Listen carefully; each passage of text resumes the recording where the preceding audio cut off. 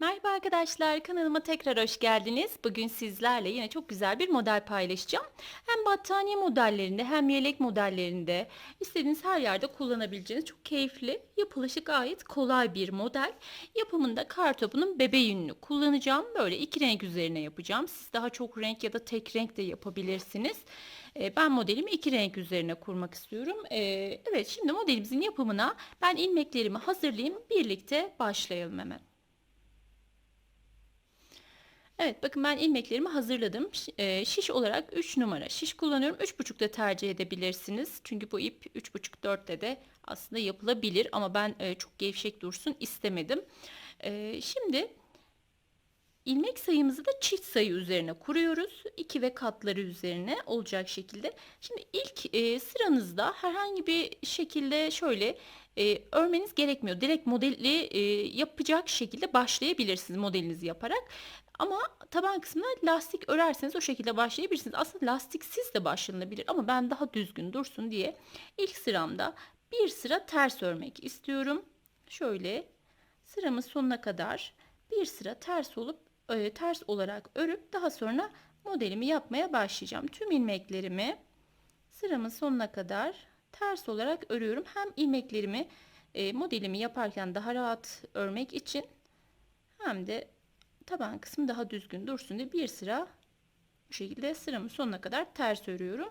Dediğim gibi siz yelek, kazak ne yapmak istiyorsanız tabanına lastik yapıp onun üzerine de modelinizi yapabilirsiniz. Şimdi ben sıramın sonuna kadar bu şekilde devam edeyim. Daha sonra modelimize geçelim. Evet, şimdi sıramın başına geldim. Şimdi bu sıradan itibaren modelimizi yapmaya başlıyoruz. Şimdi 2-2 şeklinde kuruluyor modellerimiz. Her iki ilmek üzerine bir model denk geliyor. Sıramın başında hiç kenar ilmeği bırakmıyorum.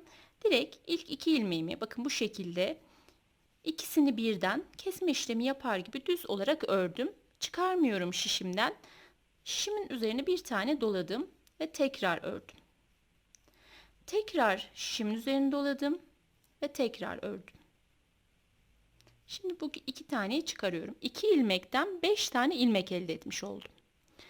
Devam ediyorum. Yine hemen sıradaki 2 ilmeğimin üzerine bakın ikisini bir örerek düz olarak ördüm. Bir ilmek çıkardım. Tekrar şişimin üzerine bir doladım.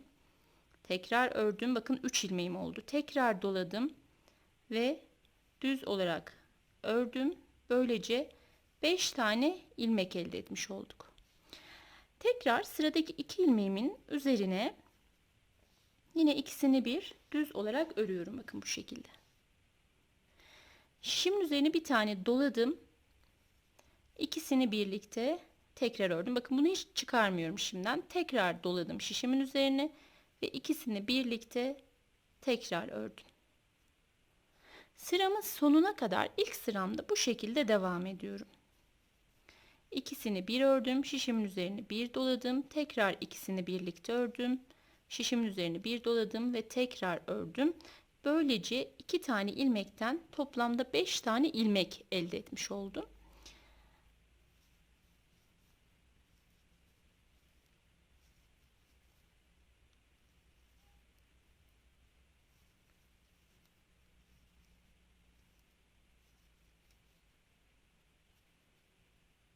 Evet, pardon arkadaşlar, ben şurada sanırım 3 ilmek yaptım, bir an daldım. Kusuruma bakmayın. Hemen şu ilmeklerimi alıyorum ve 2 ilmek daha oluşturacağız burada. Lütfen kusura bakmayın. Bazen böyle kamera karşısında anlatırken insan dalıyor. Yalnızken böyle olmuyor ama nedense örerken böyle oluyor. Bakın 3 tane ilmeğim var. Tekrar bir tane doladım. Ve ikisini birlikte tekrar örüyorum. Böylece bu 2 ilmekten 5 tane ilmek elde etmiş oldum. Sıradaki 2 ilmeğimi yine aynı şekilde bakın ikisini birlikte ördüm. Şişimin üzerine bir doladım. Tekrar ikisini bir ördüm. Şişimin üzerine tekrar doladım ve tekrar ördüm. Sıramın sonuna kadar aynı şekilde devam ediyorum. Şimdi bakın arkadaşlar, sıramın sonunda 2 tane ilmeğim var. Hani kenar ilmeğim diye onları bırakmıyorum. Onları da aynı şekilde bakın ikisini birlikte ördüm. Şişimin üzerine bir tane doladım. Tekrar ikisini bir ördüm. Şişimin üzerine bir tane doladım ve tekrar ikisini bir ördüm. Evet, bakın ilk sıramı tamamladım. Şimdi her iki ilmekten 5 tane ilmek elde ettik. Burası örgümün ön yüzü. Örgümün arka tarafını çevirdim. Şimdi burada ne yapıyorum? Aslında her iki tarafını kullanabileceğiniz bir model. Çünkü her iki yönde çok güzel duruyor. Şimdi burada bakın şöyle gruplar halinde yerleri belli zaten. Bakın burada 5 tane ilmeğim var. Şimdi buradan ilk iki ilmeğimi alıyorum. Şunu ve yanındakini hemen şöyle ilk iki ilmeğimi aldım ve düz olarak ikisini bir ördüm. Şimdi böylece ilmeğin birisini yok etmiş oldum. Şimdi ipimi kendimden tarafa aldım ve diğer 3 ilmeğimi de ters olarak ördüm. Bakın yine 2 tane ilmeğim kaldı. İpimi arka tarafıma çevirdim. Arka tarafa aldım. İlk 2 ilmeğimi düz olarak ördüm. Sıradaki 3 ilmeğimi ters olarak hepsini birlikte ördüm. Böylece o çıkardığım ilmekleri yok ettim. İpimi tekrar arkaya aldım. İkisini bir ördüm. Sıradaki 3 ilmeğimi ters olarak hepsini birlikte ördüm. Bakın örgümün ön yüzü bu şekilde. Devam ediyorum. İkisini birlikte ördüm. Üçünü bir ördüm ters olarak. İlk iki taneyi hemen şu 5 ilmeğin üzerinden bahsediyorum. İlk iki ilmeği düz olarak bir ördüm. İlmeğin birini yok etmiş oldum. Sonra ipimi arka tarafa aldım. Üçünü bir ördüm ters olarak. Böylece yine bakın 2 ilmek kaldı. Sıramın sonuna kadar aynı şekilde devam ediyorum.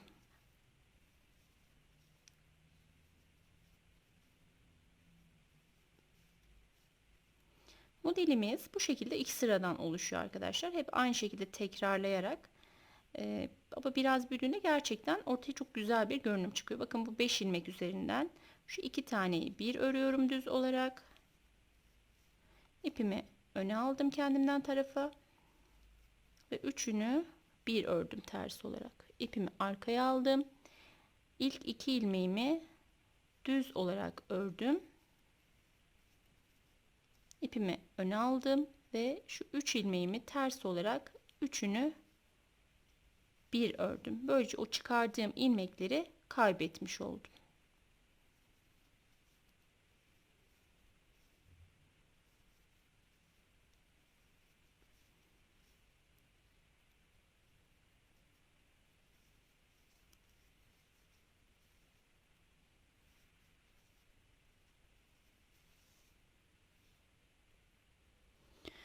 Evet, şimdi bakın sıramı tamamladım.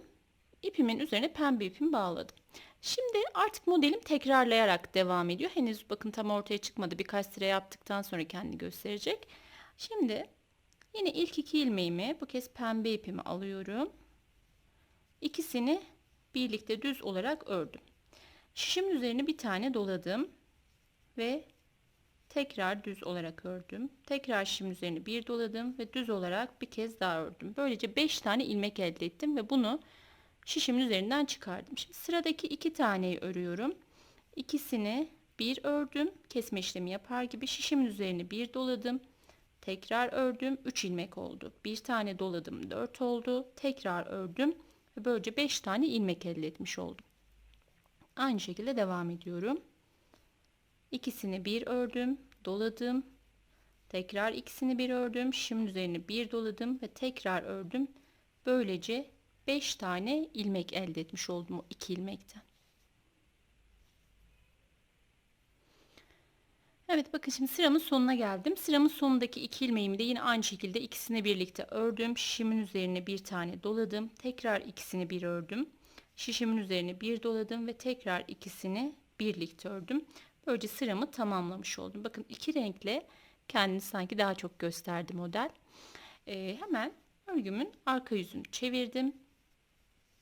Burası örgümün arka yüzü ama dediğim gibi ben burayı da aslında çok beğendim. Nereyi istiyorsanız her iki yönde kullanabileceğiniz bir model bence. Örneğin battaniye yapacaksanız her iki tarafını da farklı bir model kullanabilirsiniz yani. Şimdi sıramın başında iki tane ilk 2 ilmeğimi hemen şu 5 ilmek üzerinden söylüyorum. İlk 2 ilmeğimi şöyle alıyorum.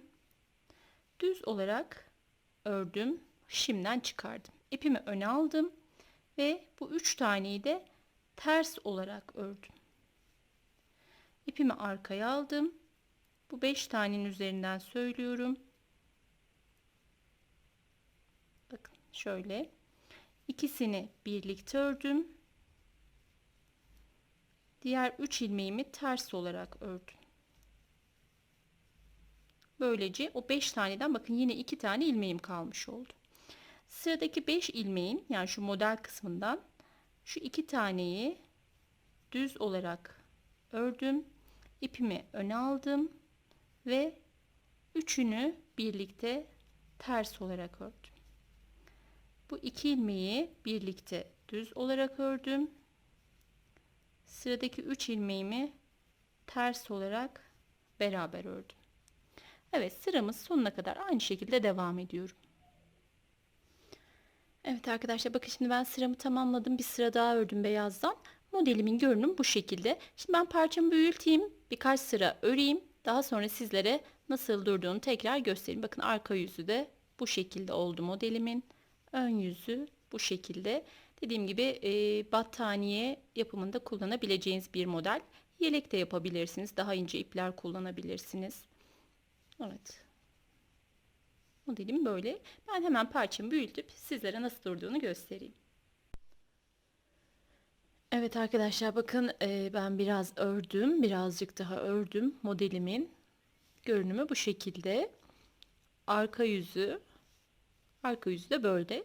Eğer ki bu modelden battaniye yaparsanız bence burası gayet güzel duruyor. Böyle iki taraflı farklı bir modelmiş gibi kullanabilirsiniz. Modelimin ön yüzü de bu şekilde.